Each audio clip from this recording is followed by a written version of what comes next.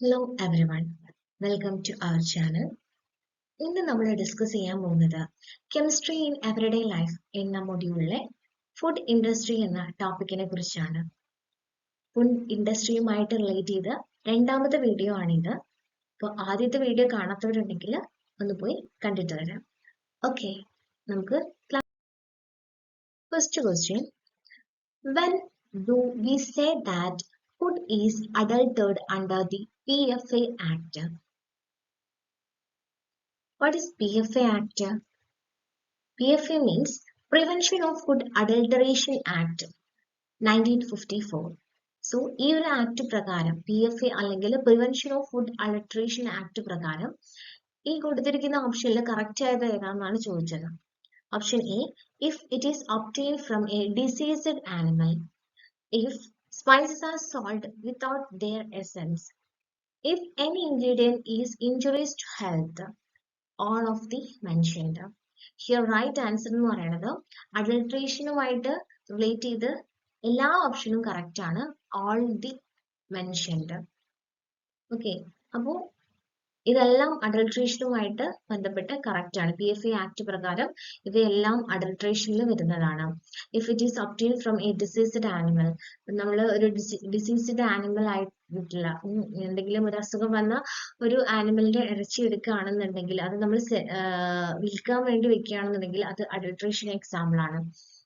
Then if spices are sold without their essence, spices നമ്മൾ വിൽക്കുകയാണ്, അതിന്റെ എസൻസ് അതിന്റെ ഗുണങ്ങളൊന്നും ഇല്ലാതെയാണ് അത് വിൽക്കുന്നതെന്നുണ്ടെങ്കിൽ അതൊരു അഡൾട്രേഷൻ എക്സാമ്പിൾ ആണ്.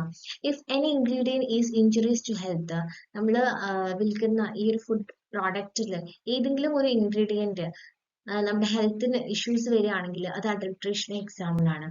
സോ ഇതെല്ലാം എന്താണ്? അഡൾട്രേഷന് എക്സാമ്പിൾസ് ആണ്. PFA ആക്ട് പ്രകാരം ഇതൊക്കെ അഡൾട്രേഷൻ ആണ്. Okay, second question, why are adulterants added? എന്തിനാണ് അഡൾട്ടറൻസ് ആഡ് ചെയ്യുന്നത്? Option A, to increase shelf life of product, example urea. Option B, to improve flavour, colour and appearance. Option C, to sell lesser quantity at the same price.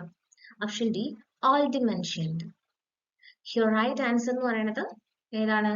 Option D ആണ്, all the mentioned. അപ്പൊ എന്തിനാണ് adulterants add ചെയ്യുന്നത് നമ്മൾ ഫുഡില്? To increase shelf life of product, ആ ഒരു പ്രോഡക്റ്റിന്റെ shelf life increase ചെയ്യാൻ വേണ്ടിയിട്ടായിരിക്കാം, അല്ലെങ്കിൽ ആ ഒരു പ്രോഡക്റ്റിന്റെ ഫ്ലേവർ, കളർ, അപ്പിയറൻസ് ഇതൊക്കെ ഇൻക്രീസ് ചെയ്യാൻ വേണ്ടിയിട്ടായിരിക്കാം. അല്ലാന്നുണ്ടെങ്കിലോ സെയിം പ്രൈസിൽ വളരെ കുറച്ച് ക്വാണ്ടിറ്റി വിൽക്കാൻ വേണ്ടിയിട്ട്. ഇപ്പൊ പാലിൽ വെള്ളം ചേർക്കാണ്, അതൊരു അഡൾട്ടറന്റ് ആണ്. അവിടത്തെ വെള്ളം എന്ന് പറയുന്നത് അവിടെ ഒരു അഡൾട്ടറന്റ് ആണ്. സോ സെയിം സാധനം വളരെ കുറച്ച് ക്വാണ്ടിറ്റിയിൽ വിൽക്കാൻ വേണ്ടിയിട്ട്. അപ്പോൾ ഈ അഡൾട്ടറൻസ് ആഡ് ചെയ്യുന്നതിന്റെ ഉദ്ദേശം എന്ന് പറയുന്നത്, അഡൾട്ടറൻസ് എന്ന് പറഞ്ഞാൽ മായം ചേർക്കുക എന്നുള്ളതാണ്. സോ മായം ചേർക്കുക എന്നുള്ളതിന്റെ ഉദ്ദേശം എങ്ങനെ മറ്റുള്ളവരെ പറ്റിച്ച് പൈസ ഉണ്ടാക്കുക എന്നുള്ളത് മാത്രമാണ്. Okay, third question, example of intentional adulteration. Option A, dropping of rodents in foods. Option B, addition of water in milk. Option C, addition of harmful color in packet foods. Option D, both B and C. Here right answer എന്ന് പറയുന്നത് option D, both B and C. Okay, adulteration എന്ന് പറയുന്നത് 3 types ആണ്.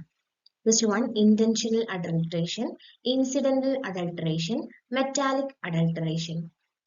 First ഇത് നോക്കാം, intentional adulteration. എന്താണ് intentional adulteration എന്ന് പറയുന്നത്? അതിന് എക്സാമ്പിൾ ആണ് addition of water in milk.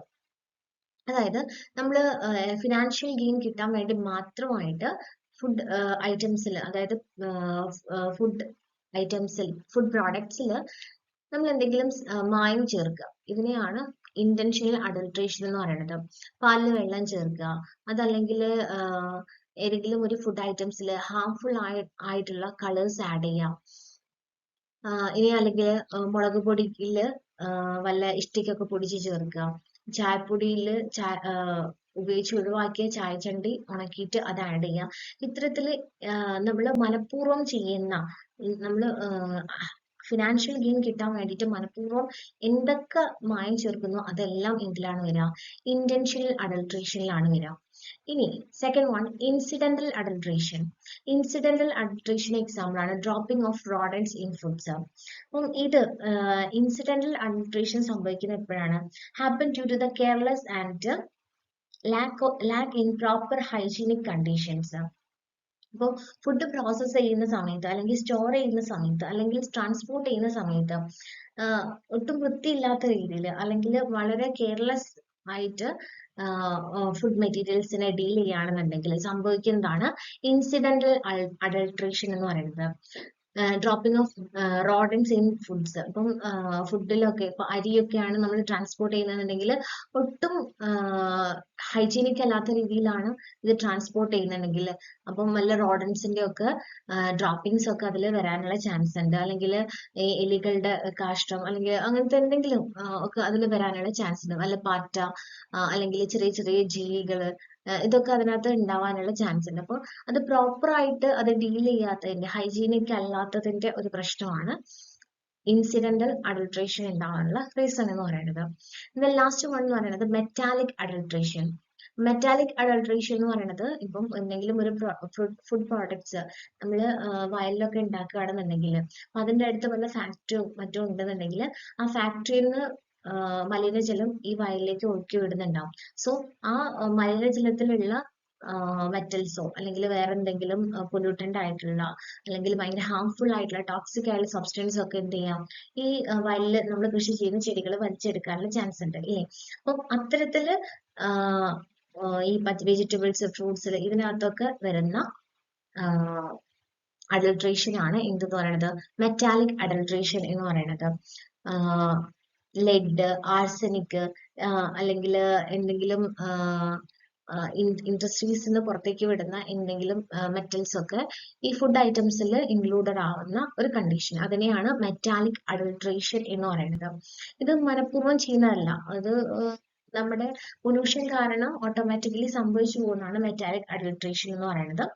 Incidental adulteration എന്ന് പറയുന്നത് ഒട്ടും ഹൈജീനിക് ഇല്ലാത്ത കെയർലെസ് ആയിട്ട് ഫുഡിനെ പ്രോസസ് ചെയ്യുക അല്ലെങ്കിൽ സ്റ്റോർ ചെയ്യുക അതല്ലെങ്കിൽ ട്രാൻസ്പോർട്ട് ചെയ്യുന്ന കണ്ടീഷനിൽ സംഭവിക്കുന്നതാണ്. ഇന്റൻഷണൽ അഡൾട്രേഷൻ എന്ന് പറയുന്നതോ അത് മനഃപൂർവ്വം ചെയ്യുന്ന ഒരു പ്രോസസ്സാണ്. മായം ചേർക്കുക എന്ന് പറഞ്ഞിട്ട് മനഃപൂർവ്വം ചെയ്യുന്ന ഒരു പ്രോസസ്സാണ് ഇന്റൻഷണൽ അഡൾട്രേഷൻ എന്ന് പറയുന്നത്. Fourth question, the temperatures used for canning foods ranges from dash. Option A 0 to 20 degrees Celsius. Option B 20 to 60 degrees Celsius. Option C 60 to 100 degrees Celsius. Option D 100 to 121 degrees Celsius. Okay, അപ്പോൾ ഇവിടെ right answer എന്ന് പറയുന്നത് option D ആണ്, 100 to 121 degrees Celsius. So what is Canning? Canning എന്ന് പറയുന്നത് ഒരു preservation method ആണ്. അതായത് ഫുഡ് പെട്ടെന്ന് സ്പോയിൽ ചെയ്യാതിരിക്കാൻ വേണ്ടിയിട്ട് നമ്മൾ ചെയ്യുന്ന ഒരു പ്രിസർവേഷൻ മെത്തേഡ് ആണ് കാനിങ് എന്ന് പറയുന്നത്. Canning is A preservation method that involves placing foods in jar or similar containers and heating them to a temperature that destroys microorganisms that cause food spoilage. അപ്പൊ എന്താണ് കാനിങ് എന്ന് പറയുന്നത്? ഇതൊരു preservation method ആണ്. ഇതെങ്ങനെയാ ചെയ്യാം? ഇത് നമ്മൾ ഫുഡൊക്കെ എന്ത് ചെയ്യും, ഏതെങ്കിലും ഒരു ജാറിലോ അല്ലെങ്കിൽ എന്തെങ്കിലും കണ്ടെയ്നേഴ്സിലോ ഒക്കെ ആയിട്ട് അടച്ചു വെക്കും. എന്നിട്ട് ഹീറ്റ് അപ്ലൈ ചെയ്യാണ്. ഈ ടെമ്പറേച്ചർ കാരണം ഇതെന്ത് ചെയ്യും, അവിടെ ഉണ്ടാവാൻ ചാൻസ് ഉള്ള മൈക്രോ ഓർഗാനിസംസ് ഒക്കെ എന്ത് ചെയ്യും, ചത്തുപോകും. അപ്പോൾ സ്പോയിലേജ് ഉണ്ടാവാൻ ചാൻസ് ഉള്ള, സ്പോയിലേജ് ഉണ്ടാക്കുന്ന മൈക്രോ ഓർഗാനിസത്തിനെയൊക്കെ കിൽ ചെയ്യുന്ന, ഡിസ്ട്രോയ് ചെയ്യുന്ന ഒരു ഹീറ്റ് കൊടുത്ത് ഡിസ്ട്രോയ് ചെയ്യുന്ന പ്രോസസ്സിനെയാണ് കാനിങ് എന്ന് പറയുന്നത്. നമ്മള് അച്ചാറോ ഉപ്പിലിട്ടതോ അങ്ങനെയൊക്കെ ഉണ്ടാക്കി വെക്കില്ലേ വലിയ ക്യാൻ ചെയ്ത ഇതില്, അപ്പൊ അതേപോലെ തന്നെ ടിന്നിലാക്കിയിട്ട് എന്ത് വെക്കുക, ഫുഡ് ഐറ്റംസ് സ്റ്റോർ ചെയ്ത് വെക്കുകയാണ്. എന്നിട്ട് അതിന്റെ കൂടെ എന്തും കൂടെ ചെയ്യും, ഹീറ്റ് കൂടെ അപ്ലൈ ചെയ്യുന്ന പ്രോസസ്സിനെയാണ് കാനിങ് എന്ന് പറയുന്നത്. സോ കാനിങ് 2 ടൈപ്സ് ഉണ്ട്. ഹോട്ട് വാട്ടർ കാനിങ് ഉണ്ട്, അതുപോലെ പ്രഷർ കാനിങ് ഉണ്ട്. ഹോട്ട് വാട്ടർ കാനിങ് ആണെങ്കിൽ 100 ഡിഗ്രി സെൽഷ്യസിലാണ് ഹോട്ട് വാട്ടർ കാനിങ് പ്രോസസ് ചെയ്യുക. അതായത് ബോയിലിംഗ് വാട്ടർ ബാത്ത് യൂസ് ചെയ്തിട്ട് ഹോട്ട് വാട്ടർ ക്യാനിങ് പ്രോസസ് ചെയ്യുന്നത്. എങ്ങനത്തെ ഫുഡ്സ് ആണ്? ഹൈ ആസിഡിക് ഫുഡ്സ് ആണ് ഇത്തരത്തിൽ ട്രീറ്റ് ചെയ്യുന്നത്. അതായത് ഫ്രൂട്ട്സ്, പിക്കിൾഡ് വെജിറ്റബിൾസ്, ഇതൊക്കെയാണ് നമ്മൾ ഹോട്ട് വാട്ടർ ക്യാനിങ്ങിൽ ഇൻക്ലൂഡ് ചെയ്യുന്നത്. ദെൻ സെക്കൻഡ് ടൈപ്പ് എന്ന് പറയുന്നത് പ്രഷർ ക്യാനിങ് ആണ്. പ്രഷർ ക്യാനിങ് എന്ന് പറയുമ്പോൾ 121 ഡിഗ്രി സെൽഷ്യസ് ടെമ്പറേച്ചർ അപ്ലൈ ചെയ്തിട്ട് അതിന്റെ കൂടെ പ്രഷറും കൂടെ അപ്ലൈ ചെയ്തിട്ടാണ് പ്രഷർ ക്യാനിങ് നടത്തുന്നത്. ലോ അസിഡിക് ആയുള്ള ഫുഡ്സ് ആണ് ഇവിടെ ഇതിന് വേണ്ടിയിട്ട് യൂസ് ചെയ്യുന്നത്. So meats, sea food, poultry, vegetables, diary products, ഇവയെല്ലാം എന്ത് ചെയ്യാം? പ്രഷർ ക്യാനിങ്ങിലൂടെ നമുക്ക് പ്രിസർവ് ചെയ്ത് സൂക്ഷിക്കാം. ഏതാണ്ട് 1 to 10 ഇയേഴ്സ് വരെ കേടുകൂടാണ്ട് സൂക്ഷിക്കാം എന്നാണ് പറയുന്നത്. ക്യാനിങ്ങിലൂടെ നമ്മൾ പ്രിസർവ് ചെയ്തെടുത്ത ഫുഡ് 1 to 10 ഇയേഴ്സ് വരെയൊക്കെ സൂക്ഷിച്ചു വെക്കാൻ പറ്റും പോലും. Okay, അപ്പോൾ the temperatures used for canning foods ranges from 100 to 121 degrees Celsius. Fifth question, which of the following microorganism is eliminated in canned foods? Option A, Mycobacterium tuberculosis. Option B, Coxiella burnetii. Option C, Clostridium botulinum. Option D, Lactobacillus. Here right answer is Clostridium botulinum. Clostridium botulinum എന്ന് പറയുന്ന ഈ ഒരു micro organism കാണപ്പെടുന്നത് ഫ്രൂട്ട്സിന്റെയും വെജിറ്റബിൾസിന്റെയും ഒക്കെ സർഫസിലാണ്. Found in surface of fruits and vegetables and in sea foods. Clostridium botulinum എന്ന് പറഞ്ഞ ഈ ഒരു മൈക്രോ ഓർഗാനിസത്തിന് ഭയങ്കര ടോക്സിക് ആയിട്ടുള്ള ഒരു കെമിക്കൽ അവരുടെ ബോഡിയിൽ നിന്ന് സിന്തസൈസ് ചെയ്യാൻ കഴിയും. സോ നമ്മൾ ഈ ക്ലോസ്ട്രിഡിയം ബോട്ടിലും പ്രസന്റ് ആയിട്ടുള്ള ഫുഡ് ഐറ്റംസ് നമ്മൾ കഴിക്കുകയാണെന്നുണ്ടെങ്കിൽ നമുക്ക് അത് പ്രൊഡ്യൂസ് ചെയ്യുന്ന ടോക്സിൻ കാരണം ഉണ്ടാകുന്ന ഡിസോർഡർ ആണ് ബോട്ടുലിസം എന്ന് പറയുന്നത്. So Clostridium botulinum causes botulism. ഈ ബോട്ടുലിസത്തിന്റെ മെയിൻ സിംറ്റം എന്ന് പറയുന്നത് ഈ ബോട്ടുലിസം ബാധിക്കുക നമ്മുടെ നെർവസ് സിസ്റ്റത്തെയാണ്. സോ പതുക്കെ എന്ത് ചെയ്യും? നമുക്ക് ബ്രീത്ത് ചെയ്യാനുള്ള കപ്പാസിറ്റി നഷ്ടപ്പെടും. ഡിഫിക്കൽറ്റി ബ്രീത്ത് ചെയ്യാൻ ഭയങ്കര ബുദ്ധിമുട്ടുള്ള ഒരു കണ്ടീഷൻ ആയിട്ട് മാറും. Only cooking or boiling food destroys botulinum toxins. അപ്പോൾ ബോട്ടുലിനം ടോക്സിൻസ് കുക്ക് ചെയ്യുന്ന സമയത്ത് അല്ലെങ്കിൽ ബോയിൽ ചെയ്യുന്ന സമയത്ത് എന്ത് ചെയ്യും? ഡിസ്ട്രോയ് ആയിക്കോളും. So which of the following microorganism is eliminated in canned foods? Clostridium botulinum. ഇനി നമ്മൾ canned foods ഒക്കെ വീട്ടിൽ പ്രിപ്പയർ ചെയ്യുന്ന ആളുകളുണ്ട്. സോ അങ്ങനെ പ്രിപ്പയർ ചെയ്യുന്ന സമയത്ത് ആ ഒരു പ്രോസസ്സിങ് കാനിങ് എന്ന് പറഞ്ഞ പ്രോസസ്സിങ് പ്രോപ്പറായിട്ട് നടന്നിട്ടില്ല എങ്കിൽ നമ്മൾ പ്രിസർവ് ചെയ്യുന്ന ഈ ഒരു ഫുഡിൽ അല്ലെങ്കിൽ നമ്മൾ ബോട്ടിലിൽ അടിച്ച് സൂക്ഷിക്കുന്ന ഈ ഒരു ഫുഡിൽ ക്ലോസ്ട്രിഡിയം ബോട്ടിലും ഉണ്ടാവാനുള്ള ചാൻസ് കൂടുതലാണെന്നാണ് പറയുന്നത്. സോ കാൻഡ് ഫുഡ് നല്ല പ്രോപ്പർ ആയിട്ട് ചെയ്താൽ മാത്രമേ എന്ത് ചെയ്യാൻ പറ്റുള്ളൂ? ക്ലോസ്ട്രിഡിയം ബോട്ടിലും എന്ന മൈക്രോ ഓർഗാനിസത്തിനെ എലിമിനേറ്റ് ചെയ്യാൻ പറ്റുള്ളൂ. ഈ കാൻഡ് ഫുഡ്സിൽ പ്രോപ്പർ ആയിട്ട് അതിന്റെ പ്രോസസ്സിംഗ് നടക്കാഞ്ഞാൽ എന്ത് വരും? ക്ലോസ്ട്രിഡിയം ബോട്ടുലിനം അവിടെ ഗ്രോ ചെയ്യാൻ തുടങ്ങും. Sixth question, acetic acid and lactic acids are used for A, curing meats, B, preservation of color, C, preservation of pickles, and option D, inhibiting mold growth. Here right answer എന്ന് പറയുന്നത് option C ആണ്, preservation of pickles. Preservation of pickles. നമ്മൾ pickles ഒക്കെ ഉണ്ടാക്കുന്ന സമയത്ത്, അച്ചാറൊക്കെ ഉണ്ടാക്കുന്ന സമയത്ത് അതിൽ വിനെഗർ ആഡ് ചെയ്യും അല്ലേ? നമുക്കറിയാം vinegar also known as acetic acid. സുറുക്ക ആഡ് ചെയ്ത് കൊടുക്കൂലേ? അപ്പൊ അതെന്തിനു വേണ്ടിയിട്ടാണ്? പ്രിസർവേഷന് വേണ്ടിയിട്ടാണ്. Preservation of pickles. Next question, ancient methods of food preservation include option A, pasteurizing and sterilizing, option B, canning, blending and irradiating, option C, freezing and boiling, option D, drying, smoking and fermenting.